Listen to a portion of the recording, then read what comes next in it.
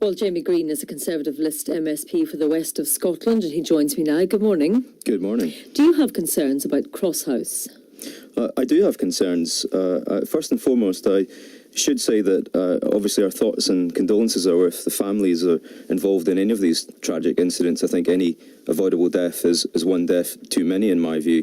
But absolutely, I think there are clearly huge concerns amongst the families and amongst healthcare professionals themselves.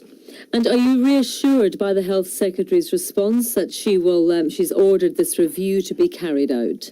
I'm reassured in the sense that I welcome the review. I think HIS should be allowed to do its job. It should be allowed to carry out its duties with enough resource and transparency, and I'd like to see that come to an early conclusion. But I also should say that I think there's a bit of déjà vu here. I think it's only 4 years since the BBC published its own investigation into how safe is your hospitals. And here we are again, 4 years later, discussing the same issue with a number of, unfortunately, tragic incidents having occurred within that period.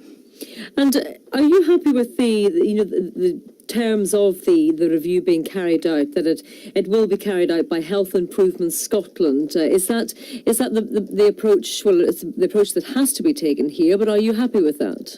I'm happy with the work that HIS does in the sense that it has a robust and transparent process, and I think it should be allowed to carry out its review in the right manner and with the right criticism.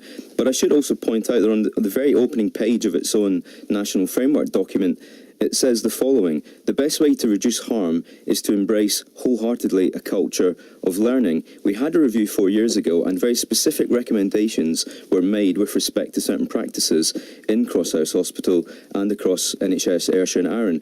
And I think it's fair to say that we're sitting here today having a very similar discussion with further incidents having occurred. So it's all very well for HIS to make recommendations and do its review, but surely it's upon the government to listen to those recommendations and act upon them to make sure that we don't sit here again in another 4 years.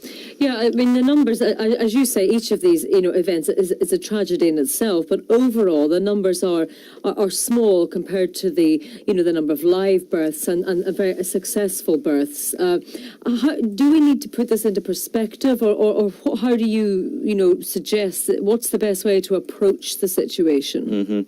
I think it's all very well to say that we should put in perspective, and absolutely any improvements in our health service is welcome from my point of view. But as I said at the beginning, every death is one death too many, and that's of absolutely no comfort to the families sitting at home listening to this who perhaps have lost a child. I think it is an important issue, and any single death has to be properly investigated. And despite the fact that I think last year there were something like more than 55,000 deaths registered in Scotland.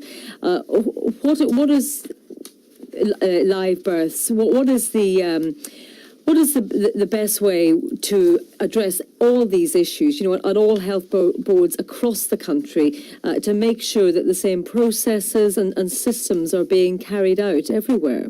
Absolutely. I don't think we should just be looking at this one specific hospital. I think there needs to be a much wider look at a cultural shift across the NHS in Scotland.